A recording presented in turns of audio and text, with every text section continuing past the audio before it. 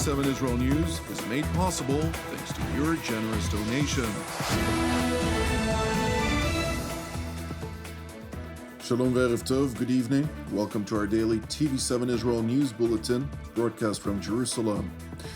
The United States warns Iran should accept defeat or else face the consequences.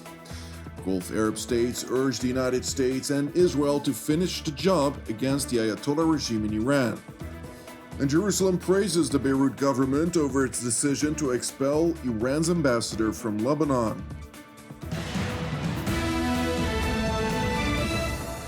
The Ayatollah regime in Iran has a narrow window of opportunity to accept defeat, or else the United States military, in close cooperation with the Israel Defense Forces, will raise to unimaginable levels their activities on the so-called escalation dominance ladder.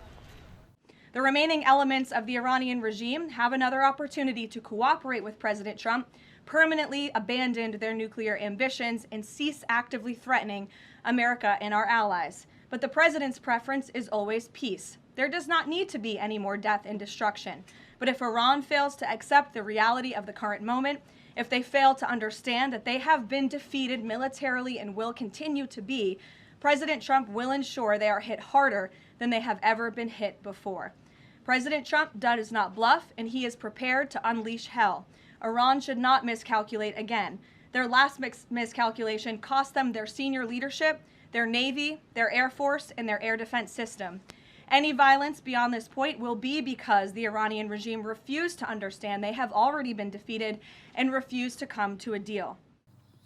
It is important to highlight that while the United States is granting diplomacy a chance, with President Donald Trump's 5-day ultimatum set to expire tomorrow, on Friday, U.S. Central Command and the IDF are persisting unceasingly and further degrading the Ayatollah regime's terror infrastructure throughout the country. We're in the fourth week of the campaign and remain on plan or ahead of plan in achieving very clear military objectives for eliminating Iran's ability to project power in meaningful ways outside its borders. U.S. forces have struck more than 10,000 military targets. In fact, we hit the 10,000th Iranian target just hours ago. And if you combine what we've accomplished with the success of our Israeli ally, together we have struck thousands more, clearly demonstrating that we're stronger together. Our precision strikes have overwhelmed Iranian air defenses, and our combat flights over Iran are having tangible effects. It is interesting to know that while talks are said to be ongoing, Iranian Foreign Minister Abbas Araghchi continues to comfortably lie about holding talks with the United States. No negotiations have taken place so far. I state firmly that there has been no negotiation or dialogue with the American side. However, in recent days, the American side has begun sending various messages through different intermediaries. Messages being conveyed through our friendly countries, and us responding by stating our positions or issuing the necessary warnings, is not called negotiation or dialogue. It is simply an exchange of messages through our friends. According to the regime's narrative, the United States must accept defeat before the Islamic Republic would agree to end the war, which is progressively pushing the Ayatollah regime towards the brink of the abyss. We want the war to end, but on our terms, in a way that ensures it will not be repeated and that our enemies learn a lesson so they will not even contemplate attacking Iran again. Second, the damage suffered by the people of Iran must be compensated. The Ayatollah regime's top diplomat continued by addressing Tehran's decision to block the Strait of Hormuz alongside attacks against Gulf Arab countries. From our perspective, the Strait of Hormuz is not completely closed. It is closed only to our enemies.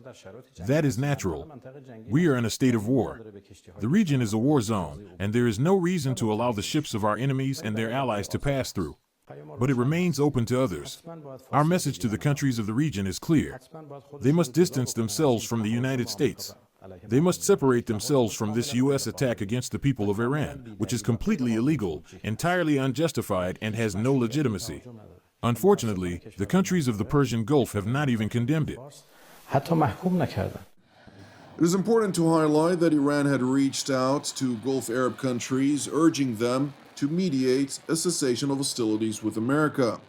However, according to senior intelligence officials, Tehran was shocked when the Gulf states responded negatively, demanding the Ayatollah regime halt its belligerence towards their respective territories, which have been subject to thousands of unprovoked attacks against civilian targets. Moreover, the Kingdom of Saudi Arabia, the United Arab Emirates, and other regional actors subject to Iran's unprovoked aggression have changed their tone drastically in recent days, urging the United States to push even harder against the Ayatollah regime in Iran. The Kingdom of Saudi Arabia even went as far as to announce that it would launch aerial operations against Iran if the IRGC persists in its belligerence towards the kingdom's territory. Meanwhile, Israel announced that it has successfully eliminated the leader of the Islamic Revolutionary Guards' navy.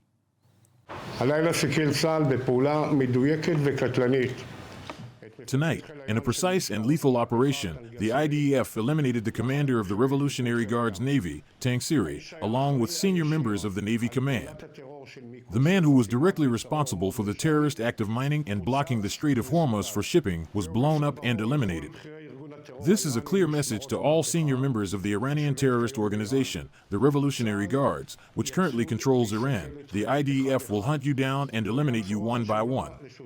This is also important news for our American partners as an expression of the IDF's assistance in opening the Strait of Hormuz, and of the historic partnership between United States President Donald Trump and Israel's Prime Minister Benjamin Netanyahu, between the two countries and the two militaries.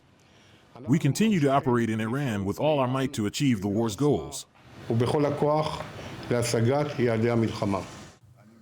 Earlier, during a meeting with regional council heads of Israeli communities in northern Israel, which are subject to repeated attacks by Lebanon's Iranian proxy Hezbollah, Prime Minister Benjamin Netanyahu highlighted that Israel's joint campaign with the United States against the Ayatollah regime in Iran is bearing unimaginable fruit. Israel is stronger than ever, and Iran is weaker than ever. It is still trying by all sorts of means. You see it and know it. But we have altered patterns of behavior towards us. I can tell you that I am not the only one saying this. Rather, the countries of the region are saying this, and possibilities are emerging here for alliances that we had never dreamed of because of their assessment of the strength of the State of Israel and the determination of the Israel Defense Forces and the resilience of the citizens of Israel. Everything fits together. There is a completely different assessment of Israel's strength and Israel's role in the region. And if this is true for the entire Middle East, it is certainly true and must also be expressed in the north of the country and in the problems that we have dealt with. Prime Minister Netanyahu continued by highlighting Jerusalem's intentions vis-à-vis the Iranian proxy Hezbollah, which has terrorized the residents of northern Israel as well as Lebanon's residents for far too long. I remind you first of all of the threats that Hezbollah has built up over nearly 40 years, and that amounted to 150,000 rockets and missiles. This was the most concentrated area in the world in terms of missiles and rockets that were of course aimed at the Galilee and were of course aimed at Israeli cities. And there was a threat that they would essentially turn both the Galilee and the cities of Israel and all the cities of Israel into islands of ruins. We have largely eliminated this threat, and there is still work to be done. Second, we face the threat of a ground invasion, an invasion by thousands of Radwan terrorists, above ground and underground. We have eliminated this threat. It does not exist. It is important to highlight that over the course of the past 2 days, the Lebanese government pronounced the Iranian ambassador in Beirut persona non grata, a move that triggered the Islamic Revolutionary Guards Corps to launch a ballistic missile towards the Lebanese capital Beirut.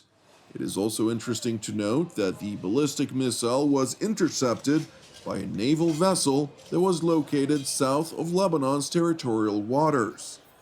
Meanwhile, the bold decision by Beirut to expel the Iranian ambassador was praised by Israel, with its foreign minister urging Western governments to follow in Lebanon's footsteps. I welcome the announcement from yesterday of Lebanon's foreign ministry to expel the Iranian ambassador from Lebanon.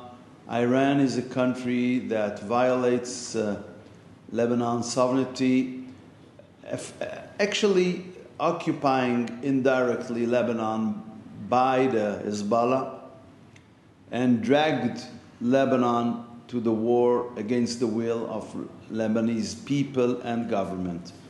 I call on your distinguished countries to do what Lebanon decided to do, to expel the Iranian ambassador from your countries. Iran is clearly acting against more than 10 states simultaneously, without any restrictions, violating the international law as a strategy. And I believe that all countries should increase political pressure also on the Islamic Republic of Iran. Thank you for watching TV7 Israel News, which is made possible by the generosity of our viewers.